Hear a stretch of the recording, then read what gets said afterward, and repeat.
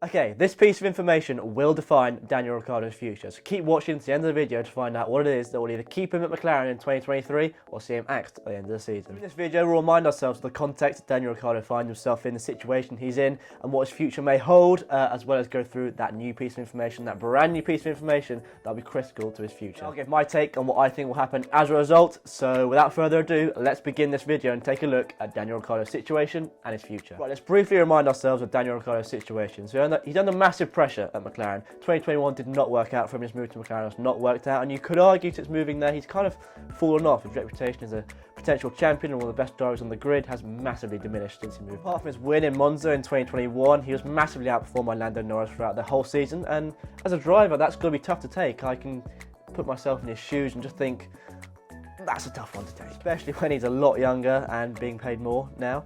But yeah, 2022 is meant to be different. It's meant to be the old Daniel Ricciardo finding his form again, a massive upturn in fortunes, but unfortunately it's carried on how it did in 2021 and nothing's really changed. This has prompted McLaren CEO Zak Brown to come out in public and say that Daniel Ricciardo is not meeting expectations. And that's a pretty major thing to say out in public, and it's brought the spotlight really onto Ricciardo. Obviously would like to see Daniel much closer to Lando and have a good inter-team battle.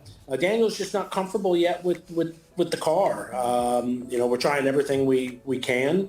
Again, it was a disappointing weekend. It's you know, short of kind of Monza and a few races, it's generally not kind of met his or our expectations as far as what we were expecting. And I think all you can do is keep working hard as a team, keep communications going, keep pushing, and hope that, you know, whatever's not kind of clicking at the moment, you know, clicks here shortly. I think it also points to how good Lando is. Zak Brown even alluded to mechanisms in the contract that could see Ricciardo axed before the end of his contract in 2023 and see McLaren get rid of him at the end of 2022. This really fueled speculation that McLaren could actually axe him at the end of 2022 should his performances not get better. His contract runs out in 2023 and he earns £260,000 a week, £13.5 million a year, so he's not cheap. Now, before we get into the main part of this video, the defining part of Daniel Ricciardo's future, don't forget to hit that like button, hit that subscribe button. I don't like asking, but it helps me out. You know what to do.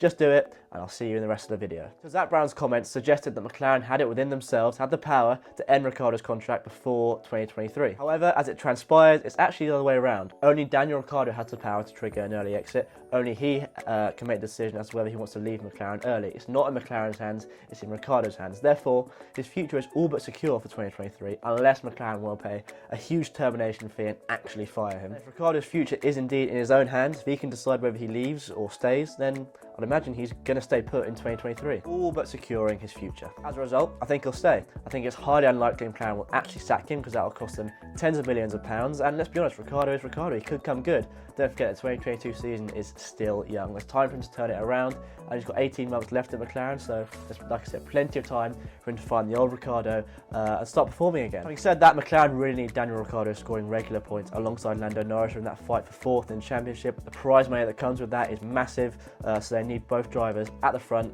doing the best possible job they can to get further up the constructors and get more prize money. Why there's added pressure on Ricciardo because the team are relying on him this season as much as they were last season. They're relying on him even more this year to secure fourth in the constructors. I do think the relationship will continue next year, and Ricciardo will continue with McLaren into 2023 and potentially even beyond if he turns it around. If he doesn't, I'd imagine that contract will not be extended. So yeah, in summary, it's a tough spot for Ricciardo. It's a tough spot for McLaren. It's not in McLaren's hands whether they get rid of him and replace him.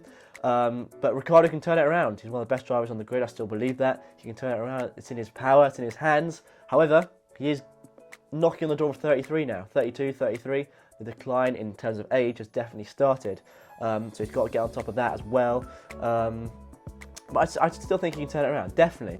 I really hope he does turn it around. I love Ricciardo. I still think he's one of the best drivers on the grid, like I said. I hope he turns it around. I know he can. But time's getting on, and McLaren are putting a lot of pressure on him. And there's always going to be media speculation upon him because, you know, if you go to a team with that reputation and don't live up to it, especially with the price tag he's going with, the money he's earning, it's not looking good. Thank you for watching. Thank you for watching. I hope you learned a lot from that video. I hope that cleared things up on where Ricciardo's situation is and what the future may hold for him. Don't forget to like and subscribe, and I will see you very soon in the next video. I've been Ollie Patas, and boom, let's talk F1.